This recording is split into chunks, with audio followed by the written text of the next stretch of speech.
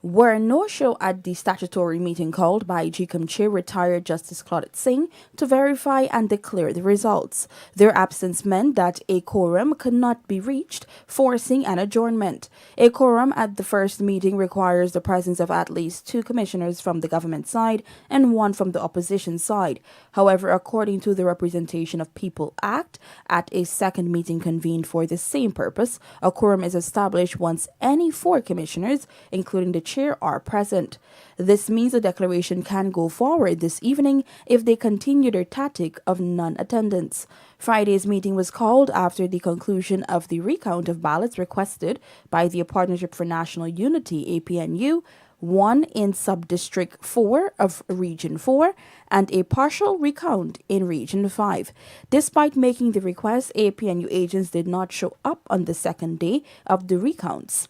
The We Invest in Nationhood Win Party, which had also pushed for recounts, similarly had no representation present. PPPC nominated commissioner on the Guyana Elections Commission, Says Gunraj, accused opposition commissioners of using deliberate delay tactics to frustrate the declaration of results, comparing their actions to the recount requests that ultimately went unattended by their own party representatives. Where do we go from here? Hereafter, I wouldn't give the same answer. Hereafter, as provided by, I believe it's section 226 of the Constitution, the Commission in such circumstances can meet 2 days, 2 days after. But the framers of the Constitution must have contemplated issues such as this and the importance which is attached to a declaration, a meeting summoned for a declaration. And as a consequence, in the case, they added a further qualifier. In the case of a meeting held for the purposes of a declaration, that time of 2 days is shortened to 1 day. So as a consequence, a meeting, at least I expect that a meeting will now be summoned for tomorrow evening at the same time and same place as is contemplated by the Constitution. Once the results are declared, an official notice will be sent to the Chancellor of the Judiciary, who is authorized to administer the oath of office to the duly elected president.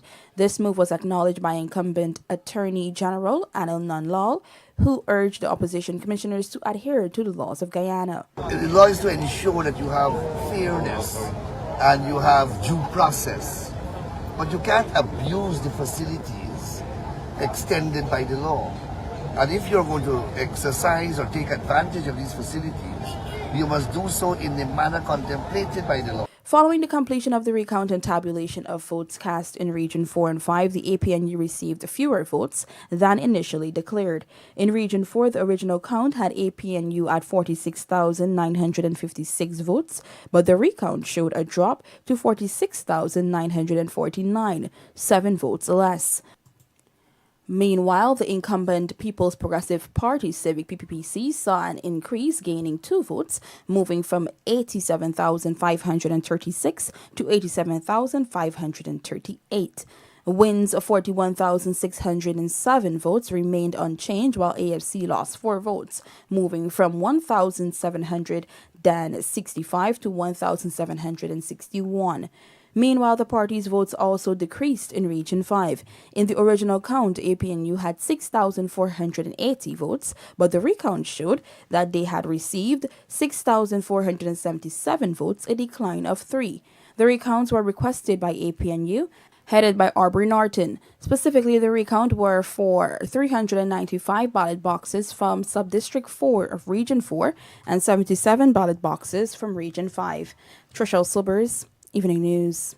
Although an official declaration has not been made by the Guyana Elections Commission to announce the re-election of President Dr. Mohamed Irfaan Ali as the 9th Executive President of the Cooperative Republic of Guyana, leaders from across the Caribbean, Latin America, and India have already noted their acknowledgement. Here is more in this report. On September 1, 2025, Guyanese went to the polls to exercise their democratic right to determine the next government of Guyana and composition of the 13th Parliament. 6 parties were contesting the elections, and among them is the People's Progressive Party, A Partnership for National Unity, the Alliance for Change, and We Invest in Nationhood, Assembly of Liberty and Prosperity, and Forward Guyana Movement. According to reports coming out of the Guyana Elections Commission, which is tasked with heading this exercise and the tabulation of votes cast, incumbent President Dr. Irfaan Ali is poised to serve the nation for a second term. Regional leaders virtually monitored Guyana's activity and have since reached out online and even directly to President Dr. Irfaan Ali, offering congratulations ahead of the official declaration by GECOM. Among them is Jamaica's Prime Minister Andrew Holness, who said his country looks forward to deepening ties. He stated, and I quote, "On behalf of the government and people of Jamaica, I extend warm congratulations. Jamaica values the strong and enduring partnership we share with Guyana." End quote. St. Martin's PM, Dr. Luke Marcelina, called the result a reflection of Guyana's democratic traditions, noting, and I quote, "The Guyanese people have once again affirmed their trust in President Ali's vision for national development, prosperity, and unity." End quote.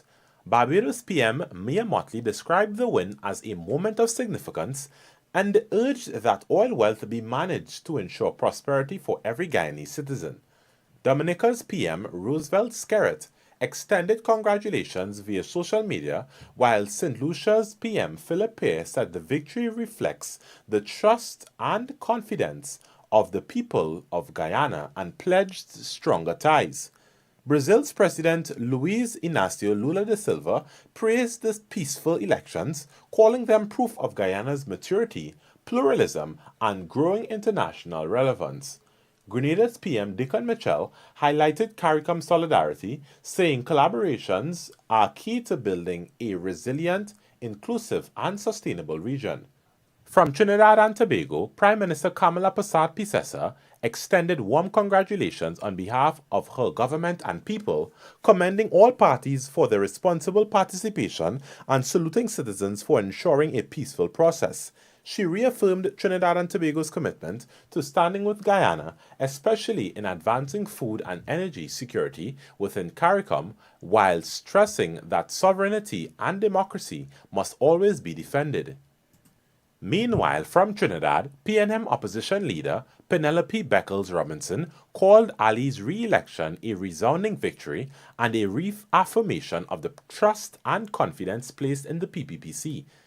The opposition leader also joined in extending best wishes, praising the Guyanese people for reaffirming their trust in Ali's leadership and expressing confidence that Guyana's progress will strengthen the wider Caribbean. In addition, India's Prime Minister Narendra Modi conveyed heartiest congratulations and said he looks forward to further strengthening the India-Guyana partnership anchored in strong and historical people-to-people ties. President Ali's victory, which saw the PPPC secure over 242,000 votes, has drawn praise as a reaffirmation of Guyana's democratic traditions and its growing influence on the global stage. Michelle Henry, The Evening News. Nonetheless, the Organization of American States Electoral Observer Mission has commended Guyana on what it has described as a peaceful and orderly conduct of Monday's general and regional elections. Vanu Marichan has the details. We want to begin by commending you on the peaceful and orderly conduct of Monday's general and regional elections. We saw firsthand the civic commitment of the Guyanese people, the professionalism of the poll workers, and the hard work of the police officers, party agents, and electoral officials. It is through these efforts that this election was conducted in such a peaceful and orderly manner, and we applaud you all. Insert. That was head of the Organization of American States Electoral Observation Mission, Bruce Golding, who led the 27-member group to monitor the 2025 general and regional elections in Guyana. comprised 27 experts and observers from 18 countries. The OAS observers were present in 7 of the country's 10 regions and followed the entire process from the opening of the polling stations all the way through the counting and tabulation of results. On election day, we saw a steady and calm voting process. While areas for improvement to the process remain, and while voter participation was lower than in previous years, the rules governing the electoral process were generally respected in the polling locations visited by the members of the mission. However, Golding, a former Prime Minister of Jamaica, while lauding the uploading of statements to the Guyana Elections Commission's website, cited delays in getting these documents published in a timely manner.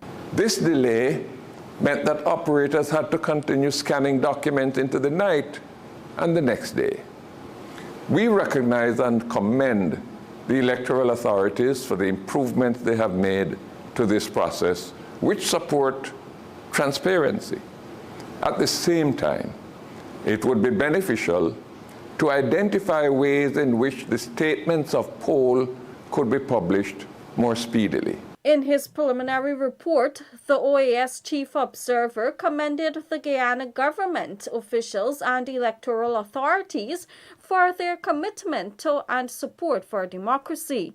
While here, the OAS mission engaged stakeholders from a number of groups and organizations in the country, which it said allowed them to gain diverse perspectives on the elections as well as the overall electoral framework. The OAS Election Observer Mission is expected to present a final detailed report outlining their findings and recommendations to help enhance Guyana's democratic system. We sincerely hope that these recommendations, particularly those that have been made before by different OAS missions, will be seriously considered by the competent authorities.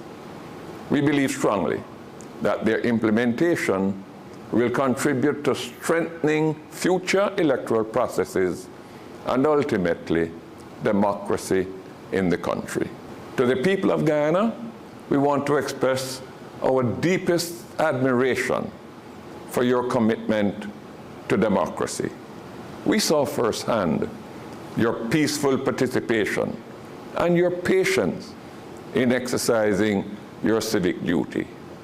It is this spirit that is the true foundation of a strong nation. Meanwhile, the OAS mission continues to monitor the electoral process, including the recounts that were done for parts of Region 4 and 5, reaffirming that the People's Progressive Party Civic has won those 2 districts and has emerged with a landslide victory at this year's polls.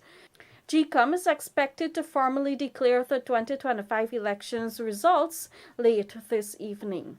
Reporting for the Evening News, Vanu Manakchand. Coming up, Norton remains oblivious to reality, calls on supporters to rally with party. Teen among 3 being investigated for allegedly raping 15-year-old schoolgirl.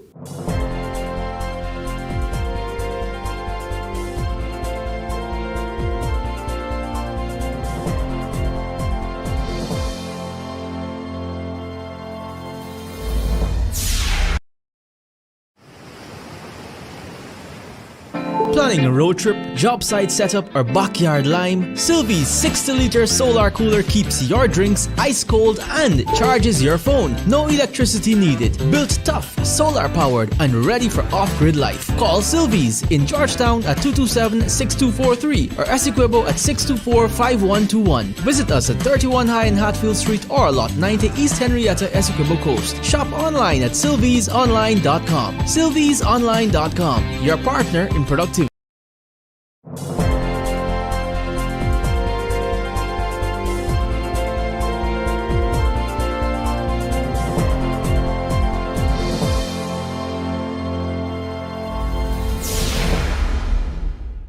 Welcome back. You're watching the Evening News. General Secretary of the People's Progressive Party, Dr. Jagdeo, has called the opposition, political parties, sore losers for not accepting the results of Monday's general and regional elections and creating false narratives about the credibility of the polls. Here are the details in this report. Based on the results declared by the returning officers for each of the voting districts across the country, the PPP secured a landslide victory with 242,498 votes. Some of the opposition parties, such as A Partnership for National Unity and We Invest in Nationhood, have refused to accept the results. In addition to spreading misinformation, APNU and WIN have requested recounts of several sub-districts and regions. Asked to comment on the request to quash the elections, Jagdeo dismissed it outright, calling it a stupid call. Why would anyone even pay attention to such a stupid call? The elections are over. Every international observer group pronounced the elections free and fair. The whole country has all the SOPs. They asked for a recount. They got the recount. Sometimes in this country, the media has to be sane too and sensible. To ask me a question like that, whether GECOM would pay serious attention to such a stupid call, it's just diminishing my intelligence. He emphasized that the recounts conducted so far have not produced significant changes, that all statements of poll are publicly available, and that international observers have already confirmed the elections were free and fair. Additionally, he pointed out that the entire country has access to all of the SOPs which are available on GECOM's website. GECOM has completed the recount of boxes in Sub-District 4, East Coast Demerara, of Region 4 and District 5. Well, I expect they've just completed, from what I gather, Region 4, East Coast, and so the tabulation would be completed. You will see no major shift from what is in the SOPs, and they've just, I think, about to start, or they just started Region 5, and that should go quickly given the limited number of boxes there.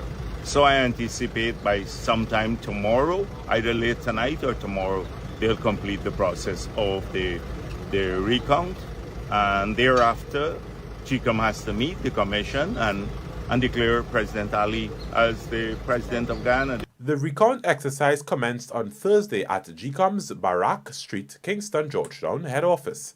So far, the recount has produced no significant changes to the results of Monday's general and regional elections, which show that President Dr. IRFAAN Ali has been re-elected to serve a second term.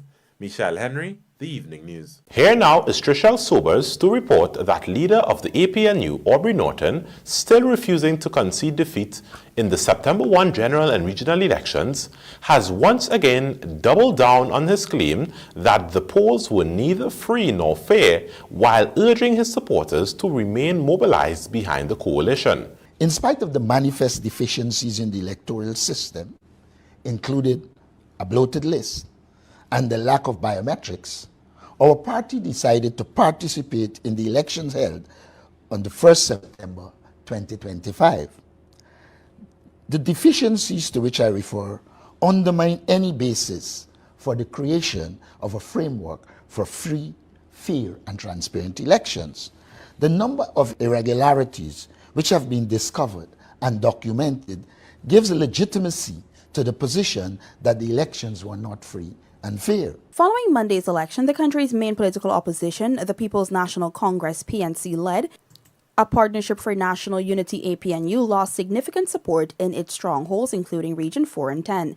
Newcomer We Invest in Nationhood Win Party, headed by U.S.-sanctioned Azzuddin Mohammed, was able to garner a substantial amount of votes from the electorate, thus weakening APNU's parliamentary standing. However, despite APNU's failure to secure the presidency or the status of main opposition, Norton cast the outcome as an opportunity for political renewal. In fact, the APNU leader assured supporters that coalition will not be silenced, likening its resilience to the People's National Congress (PNC) in the 1960s, when then-leader LFS Burnham rallied the base after electoral defeat. By contesting the elections our party has retained occupancy of political space that provides the opportunity to contest against the dictatorial tendencies of the PPPC and advance the cause of social and economic justice, free and fair elections, and a democratic culture in Guyana. As a consequence of September 1st, 2025 elections, which were not free and fair, our party has found itself in virgin territory of not being the governing party or the main opposition party. APNU, of which the PNC is a major party, has a wealth of experience in weathering political storms. We will come through this and we will be stronger and better. Following the completion of the recount and tabulation of votes cast in Regions 4 and 5, the APNU received fewer votes than initially declared. In Region 4, the original count had APNU at 46,956 votes, but the recount showed a drop of 46,949, 7 votes less. Trishelle Sobers, Evening News. In the meantime, General Secretary of the People's Progressive Party Civic, Dr. Jagdeo, has assured Guyanese that the soon-to-be re-elected government will waste no time in delivering on its promises, stressing that there is no rest after President Dr. IRFAAN Ali's swearing in. On Monday, Guyanese went to the polls for the 2025 general and regional elections, and while the Guyana Elections Commission GECOM has yet to officially declare the results, its online statement of polls is projecting that the incumbent government has secured a landslide victory. This is after the PPPC swept Region 4 for the first time in the country's history. This is the largest voting district once controlled by the Partnership for National Unity.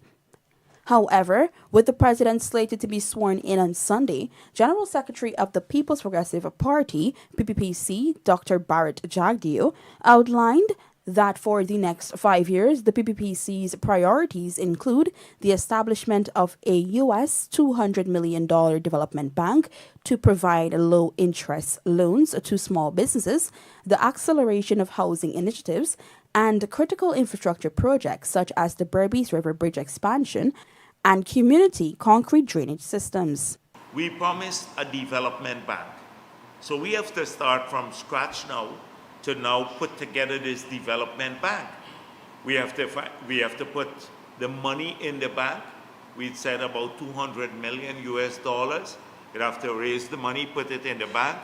We then have to establish the procedures to access the zero interest rate loans for small business. So that requires work. You have to start from tomorrow to start getting that work done. We're the biggest political party in the country too, right? So all the people of Guyana can expect the continuation of us working in their benefit for their children, for them and their families. They can expect that from us. The hard work to bring our country together, to make sure that more people have jobs, better paying jobs, they have help with the children. All of our promises still hold true with the housing, getting them better housing, a lot of those things, lower taxation, that we mentioned on the campaign trail. We intend to fulfill our promises for all the people of Guyana.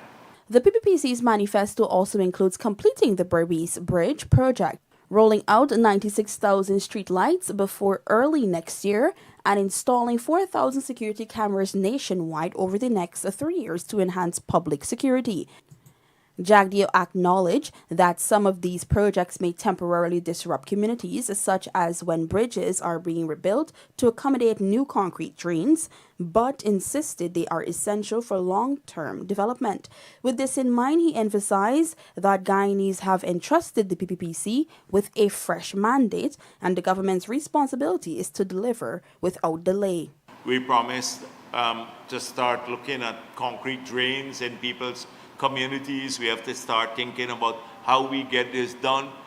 You're going to have a lot of disruption maybe, because when you're working in the communities, if you have to break a person's bridge to now go, you have to fix it back. A lot of those small things that may sound small, but that's what governments do, get to work. And we've been at it a lot. You know, there's no time to rest. A lot of people have been trying to see us before the elections. I have to see them like a long list next week. That kind of thing. We're not gonna stop working. The People's Progressive Party Civic launched its 2025 elections manifesto late August with pledges of creating a modern and international model for development in its plan for the next 5 years of Guyana. Teamed One Country, One People, One Future Forward Together for a Better Guyana, the manifesto, according to the party, was crafted with careful attention to potential risk, such as falling oil prices, Dutch disease, climate change, and global shocks. Notable promises include the expansion of Guyana's housing program to 40,000 new homes in the next 5 years, the development of an aviation school, deep water port, and rail link, 100 new schools, and an anti-corruption unit, among others. Trishelle Sobers, Evening News. Let's now tell you that 3 males, including a 16-year-old from Best Village, West Coast, Demerara, are in the center of a rape investigation involving a 15-year-old schoolgirl back in June on the east bank of Demerara. Police stated that Matthew Burnett, also called Delwyn, a 24-year-old taxi driver from Diamond New Scheme, EBD, along with Rakchand Harnath, also known as Kevin, a 30-year-old taxi driver from Best Village, WCD, and the juvenile were being questioned in connection with the allegation. Investigations revealed that the female student and the suspects are known to each other and would frequently communicate with them via WhatsApp. The victim admitted that she had intercourse with them on different occasions. However, she told detectives that the suspects had recorded videos of her having sex with them without her knowledge and threatened to post them on social media. The matter is engaging the attention of the Child Care and Protection Agency. And now for a look at the bridge reports. The Demerara Harbour Bridge will be closed to vehicular traffic at 4 hours 15 on Sunday, September 7, 2025 for a period of 1.5 hours. Meanwhile, the Berbice River Bridge is scheduled to be closed to vehicular traffic at 16 hours 10 on Sunday, September 7, 2025, also for a period of 1.5 hours. Lady Jags break into CONCACAF Top 10 after historic Under-20 campaign, and candlelight vigil held for former national cyclist Alonzo Greaves. These stories and more coming up in this evening's Sportscast, sponsored by Markup. It's Cricket Carnival time and Markup is knocking prices out of the park. Get the powerful CAT 320 GX for just 30 million, the SEM 655D reloader at 17.4 million, or the SEM 636D reloader for only 13.8 million. Each machine comes with free fuel warranty registration, 2 years warranty and a customer value agreement for the first 500 hours. Don't wait. Register your interest now at markupcat.com or call us today on 703-8618. Markup, let's build Guyana together.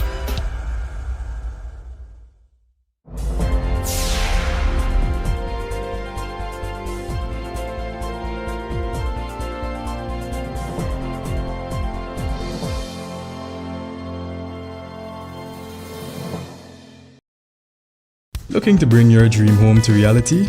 Or simply taking on a home improvement project? Then National Hardware Limited is where you should start. Let us put that touch to your home.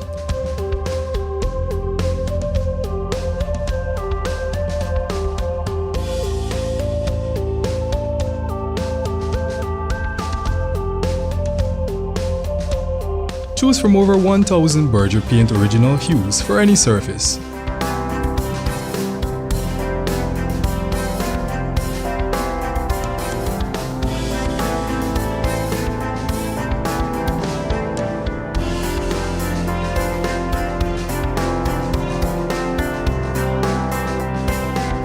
We are known for our trusted brands such as Westinghouse, Philips, Sadco, Rubbermaid, Pyrex, Gibson Home, and so much more.